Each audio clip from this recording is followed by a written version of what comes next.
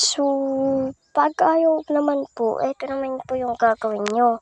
Pag nakuha natin itong number 10 niya, ito yung cambio niya guys. Gaganon nyo. Tapos, igaganon nyo ulit. Tapos, ganon. Tapos guys, ito yung paatras. Ayan. Tapos, ganyan.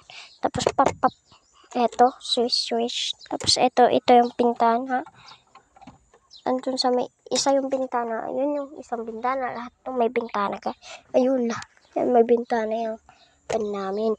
Tapos, ito lang yung pintuan niya sa may taas. Pag tag-chot-chot yan, sigurado nagkakuan. Ito naman yung pagpipindutan nyo guys. Pagpapandarin nyo na siya. Ito guys, tignan nyo. Saglit lang. Ito guys, yung pindutin nyo. Ganun. Pag pumandar, alam nyo na yung gagawin nyo po dyan. Siyempre, hintayin nyo muna yung update ko ulit bago natin ipapakita.